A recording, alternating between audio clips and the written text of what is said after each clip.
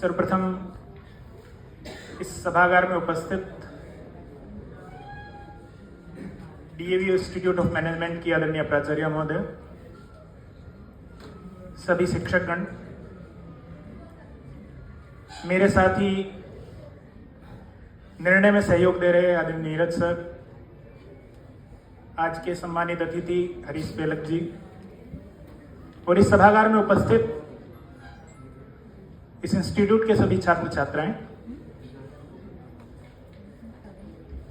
सर्वप्रथम मैं इस प्रतियोगिता में जिन्होंने भी प्रतिभाग किया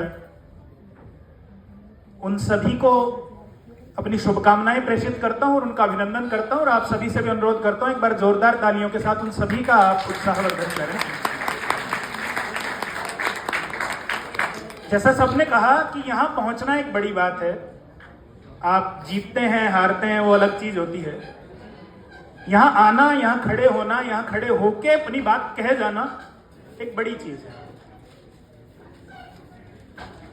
4 लाइनें मैं भी, क्योंकि कविता का माहौल है तो वैसी उस माहौल में बनती हैं कि यदि मेरी गली में कुहासे न होते, कि यदि मेरी गली में कुहासे न होते तो नए रास्ते फिर तलाशे न होते। जो मेरी गली में कुहासे न होते, नए रास्ते फिर तलाशे न होते, कहां मिलती मुझको मेरी वो मंजिल जो कदम ठोकरों ने तराशे न होते। और कभी जीत कर हार और कभी हार कर जीत, कभी जीत कर हार कभी हार कर जीत, ये जिंदगी के तमाशे न होते। और जद्दोजहद के बिना भी फतह थी, मगर वो समा इस समा से न होते, मगर वो समा इस समा से न होते। यहां आना, यहां खड़े होना, विश्वास के साथ अपनी बात कहना वास्तव में आपको जीत दिला रहा है। क्योंकि प्रतियोगिताएं इसलिए नहीं होती कि हम ट्रॉफी उठाएं, एक सर्टिफिकेट लें और घर निकल जाए। ये जितनी भी प्रतियोगिताएं हैं, जितने कंपटीशन हैं, जितने इस मंच पर आने के अवसर हैं, वो वास्तव में हमारे व्यक्तित्व को निखार रहे हैं, हमें निखार रहे हैं, हमारे अंदर कुछ बदलाव ला रहे हैं। यदि ये बदलाव आ रहा है तो हम सही दिशा में जा रहे हैं, हम वास्तव में जीत रहे हैं। यदि हम कुछ सीख रहे हैं तो यहां आना, यहां आके कुछ सीख लेना, और वास्तव में जिस दायित्व को आज यहां दे दिया गया वो बड़ा कठिन होता है। ये इसलिए कठिन होता है कि यहां जो भी आता है वो कितनी तैयारी के साथ और कितने विश्वास के साथ आता है। और एक बड़ी ही एक मुश्किल घड़ी होती है कि उसमें से किसी को कहना कि बेटा ना, तुम नहीं जीत पाए, तुम अच्छा नहीं कर पाए, या तुमने बहुत अच्छा किया। शिक्षक वास्तव में माता पिता का ही रूप होते हैं, और अपने बच्चों में से किसी एक को कहना कि बेटा तुमने बहुत अच्छा किया और दूसरे को कहना नहीं बेटा तुम अच्छा नहीं कर पाए, ये जितना किसी मां बाप के लिए मुश्किल होता है उतना ही यहां बैठे हुए एक निर्णायक के लिए भी बड़ी मुश्किल घड़ी होती है। लेकिन निर्णय करना होता है, उसकी अपनी सीमाएं हैं और उसकी अपनी आवश्यकताएं हैं। तो मैं 2 मिनट के अंदर थोड़ी सी बात, क्योंकि जैसा मैंने कहा कि प्रतियोगिताएं सीखने के लिए होती हैं, तो ये जो काव्य पाठ प्रतियोगिता थी, इसमें इसके नियम थे वो जो आप सबको सुनाए गए थे, बताए गए थे। 1-2 चीजें मुझे कहनी है। आप सबने बहुत अच्छा पढ़ा, बहुत अच्छा, इतना अच्छा कि उसकी अपेक्षा शायद हम शुरू में नहीं कर रहे थे। जैसा बाद में जो निकल के आया वो बहुत अपने आप में अमेजिंग था, बहुत अच्छा था। लेकिन सुनील सर ने एक शेर यहां पढ़ा था, उसी से मिलता जुलता मैं एक शेर आपके साथ पढ़ता हूं कि हर पथ है पथिक कुशलता का, हर पथ है पथिक कुशलता का, चाहे पत्थर हो या धूल, और गफलत में डूबते हैं नाविक, भले ही धाराएं हो अनुकूल। जब हम हिम्मत से निकलते हैं, जब हम उत्साह के साथ निकलते हैं, जब हम साहस के साथ निकलते हैं, तो कई बार ऐसी गफलत कर जाते हैं कि छोटी छोटी कुछ गलतियां हो जाती हैं। वो यहां खड़े होके नहीं दिखती हैं, वो वहां बैठ के दिखती है, सामने बैठ के दिखती है। 1-2 एग्जाम्पल आपके साथ शेयर करूंगा, नाम नहीं लूंगा। बहुत सुंदर एक कविता पढ़ी गई जिसमें द्रौपदी का उदाहरण दिया गया और ये कहा गया कि अब कलयुग की द्रौपदी है और वो कृष्ण को नहीं पुकारेगी। वास्तव में बहुत अच्छी थीम थी, लेकिन थोड़ी सी गलती ये रही कि महाभारत की घटना द्वापर की है, वो सतयुग की नहीं है। होता है, लेकिन वो यहां चलेगा। अभी हम अपने अपने घर में हैं, अपने मंच में हैं, लेकिन हमारी मंजिल यहां नहीं है। यहां तो हम सीख रहे हैं, यहां से हमें बड़े मंचों में जाना है, एक खुले आसमान के नीचे जाना है। जब हम दूसरों के सामने खड़े होकर पढ़ेंगे तब हमारे मुंह से ऐसी गलतियां ना हो। दूसरा जो था वो ये कि कविता पढ़ते हुए एक अलग चीज होती है, कविता लिखना और पढ़ना दोनों में बहुत अंतर है। काव्य पाठ एक अलग विधा है और कविता लेखन एक अलग विधा है।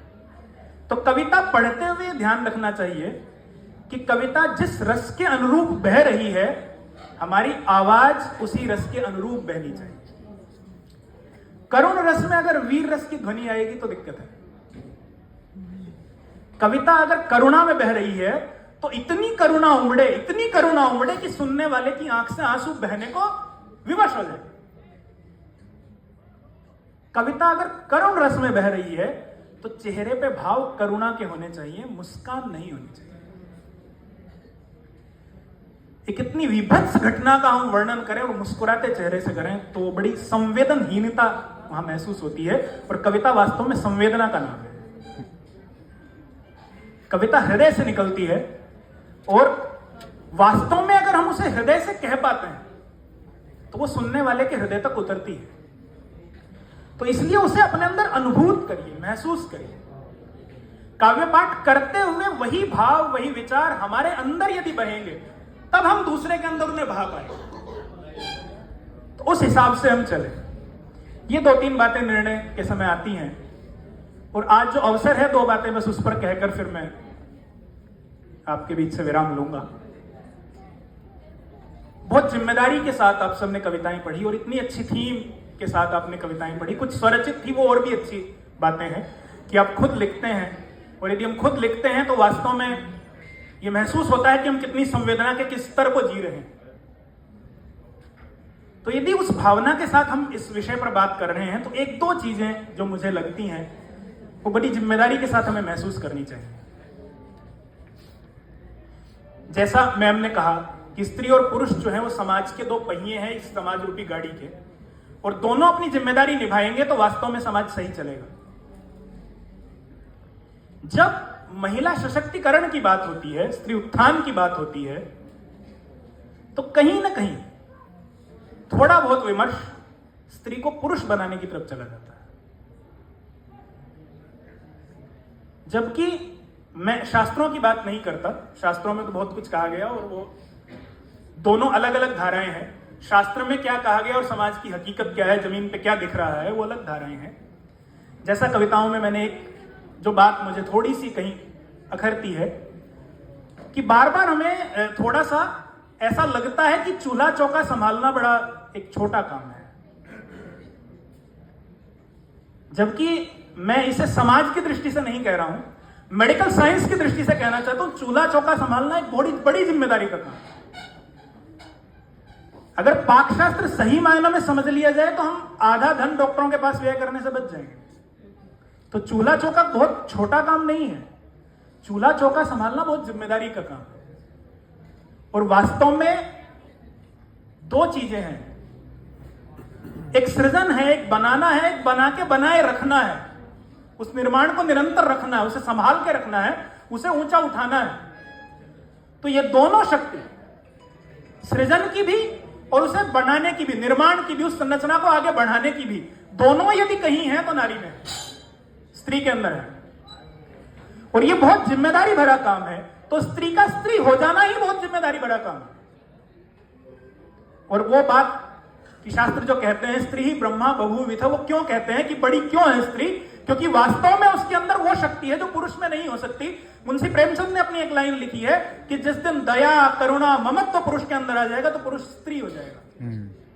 तो स्त्री की महत्ता पुरुष हो जाने में नहीं है, स्त्री की महत्ता स्त्री हो जाने में है। और एक बात, क्योंकि मैं भाषा का विद्यार्थी हूं तो वहीं से कहता हूं, संस्कृत जो मैंने पढ़ी उस भाषा में पुरुष के लिए स्पेशल कोई शब्द नहीं है। पुरुष शब्द भी पुरुष को नहीं कहता, आत्मा को कहता है जो सबके भीतर है। नर शब्द भी आत्मा को कहता है। पुरुष के लिए स्पेशल कोई शब्द ही नहीं है और स्त्री के लिए शब्द हैं। तो यानी स्त्री 1.5 गुना है और पुरुष आधे में काम चला रहा है। तो पुरुष जो है घमंड कर लेते हैं कि हमारे पास बहुत कुछ है, तो नहीं है, कुछ नहीं है। तो वास्तव में जो मुझे कहना था, और जैसा एक उद्घोष यहां से दिया गया, बड़ी विडंबना की बात, अभी 2 दिन पहले की न्यूज है, डबुआ के अंदर, इसी शहर के अंदर 3 वर्ष की बच्ची के साथ एक विभत्स घटना हुई। और वो बड़ा ही एक सबसे बड़ी बात जो आप सबने भी कही कि हम दूसरों में नारी हमेशा पुरुष के प्रति क्यों देखती है अपनी शक्ति के लिए, हम स्वयं शक्तिशाली क्यों नहीं बनते। जो बात हम कहते हैं कि बंदिशें लगाई जाती हैं कि अकेली घर से मत निकले, तो उसका एक हमारे समाज की ओर से, यानी पुरुष समाज का मैं प्रतिनिधित्व कर रहा हूं, तो उस ओर से कहना चाहता हूं कि तुरंत ये कहा जाता है हमें आपका बहुत ख्याल है। तो ख्याल है तो सशक्त बनाइए ना, ख्याल है तो जंजीरों में बांध देंगे, ख्याल है तो उसे समर्थ बनाइए, ख्याल है तो उसे अपनी सेल्फ डिफेंस की ट्रेनिंग दीजिए, ख्याल है तो उसे मजबूत बनाइए, ख्याल है तो उसे झांसी की रानी लक्ष्मीबाई बनाइए, तलवार थमाइए ना हाथ में। ख्याल है तो जंजीरें क्यों बांधते हो? अगर हमारी बच्ची है, उसे हम देखना चाहते हैं कि वो उन्मुक्त गगन में विचरे, अगर उसे हम चाहते हैं वो मनु भाकर बने, वो कल्पना चावला बने, वो सुनीता विलियम्स बने, तो घर में बिठा के नहीं बनेगी, उसे बाहर निकालिए और ख्याल करते हैं उसे मजबूत कीजिए, समर्थ कीजिए। तो वही 4 लाइनों के साथ कहूंगा कि छोड़ो मेहंदी शस्त्र उठाओ, छोड़ो मेहंदी शस्त्र उठाओ, खुद ही अपना चीर बचाओ, छोड़ो मेहंदी शस्त्र उठाओ, खुद ही अपना चीर बचाओ, घात लगाए बैठे शकुनी हर तरफ तुम्हें मिल जाएंगे, उठो द्रौपदी शस्त्र उठाओ अब केशव ना आएंगे, उठो द्रौपदी शस्त्र उठाओ।